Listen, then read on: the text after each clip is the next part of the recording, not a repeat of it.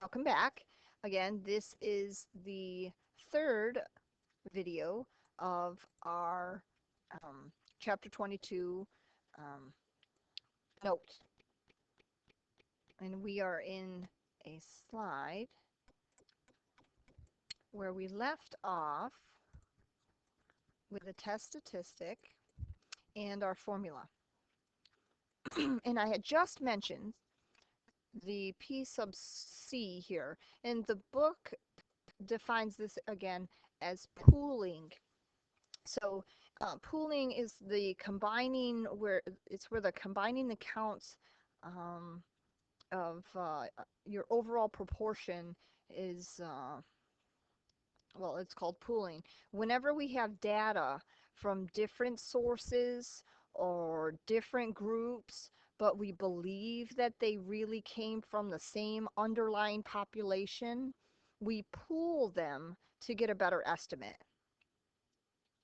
So our pooled values here, now let me go on to my next slide here. If we pool them, remember we can rearrange this. And when we pool them, we're going to get a different formula in just a moment. I'm just rearranging my equation. And again, here's where that pooled p-value is coming from.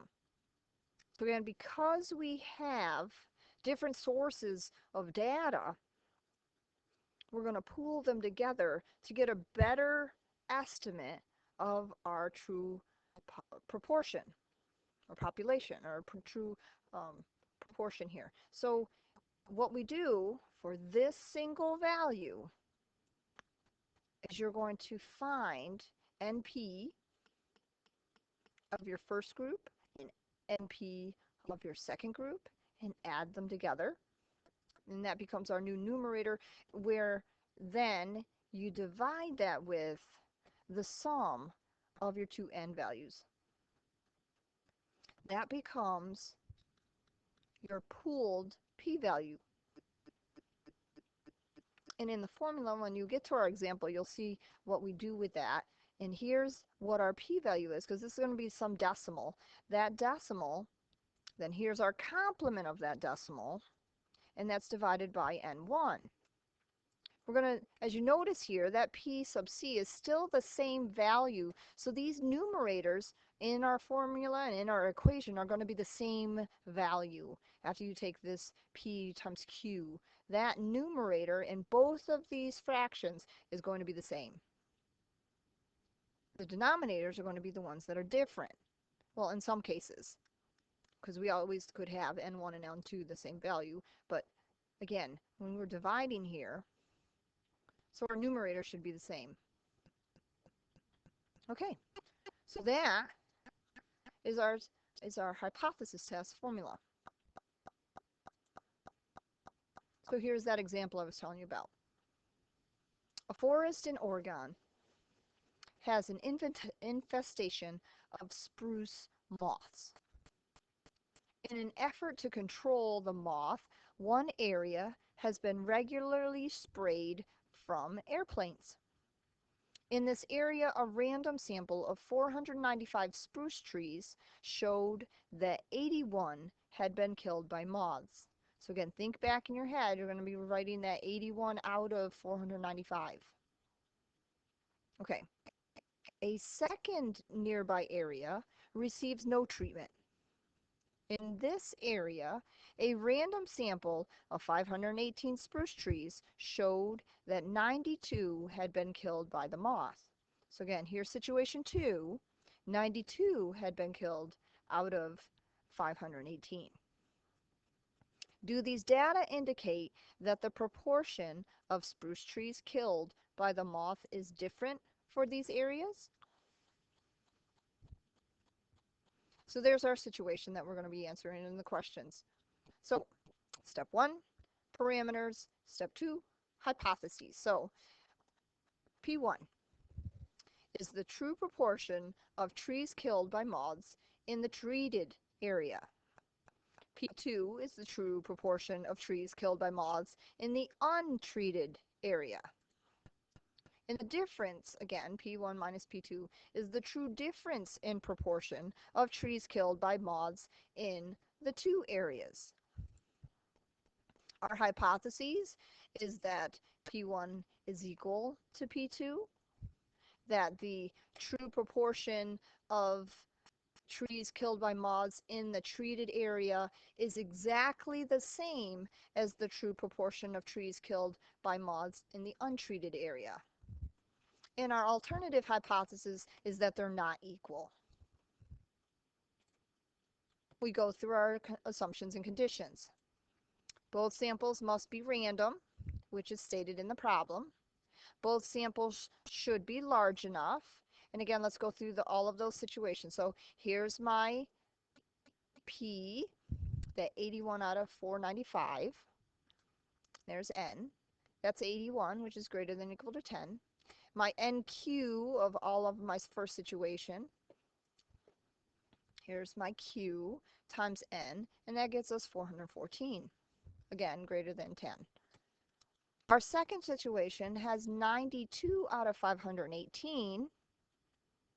So my P times N gets us 92, which is greater than or equal to 10. And then lastly, our second situation gives us NQ, and we get 426. Again, greater than or equal to 10. So again, all four of these situations, all four of these NPs and NQs are all greater than or equal to 10. So that tells us we must have, or we do prove that the samples are large enough. Step 3, the samples should be less than 10% of the population. So again, how do we figure that out? We take our first N value, which is 495, and we add it with 518, which comes out to 1013. We times that by 10, and we get the number 10,130. So the samples should be less than 10%. That means the population should be at least 10,130 spruce trees, which we will assume. So step 1, step 2, step 3. Step 4. Oh yes, we can't forget it. Since all of our conditions are met, we then must say that we can perform, or we're allowed to perform, a z-test for the difference of proportions, and that it's appropriate to use. Okay, so here's our calculations. We have P1, P2, our alpha is 5%. And again, when we do these out, this is our math. Here's our z interval, our test. Here's our formula we're substituting in. Here's P1, P2. We're going to go through our P sub C, where our pooled value is, in just a moment, and where we can get those values. So again, here's how we're setting this up. So here's our pooled P value here. So NP plus NP, so NP of the first situation, NP of the second, divided by the sum of our N's. And here again, here's where we get our value. This comes out to 0.17, approximately 0.171. So there's our value for our pooled value. Substitute that in, find its complement, multiply those together, divide it with 495, multiply those again over here, divide that with 518, add those together, square root that, and then have this divided by whatever that value is. Should come out to negative, almost negative 0.6. So here's, again, because this situation here, we're looking at not equals, it's a two-sided test. So here's my negative 0.591 and positive 0.591. So then you go into your z-chart, you look that up. Since we have a not equal, our p-value is equal to 2 times the true probability of our z-score of this, which comes out to 0.5548. Okay, since 0.5548 is definitely greater than 5%, we then go on to our conclusion.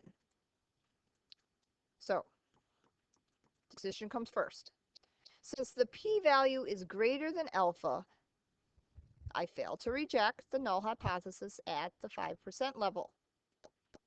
And the conclusion then is there's not sufficient evidence to suggest that the proportion of spruce trees killed by the moth is different for these areas. So the next thing I'm going to do, I'm going to pause here and come back to this in our next video because I want to talk to you about how to use the calculator to solve these problems.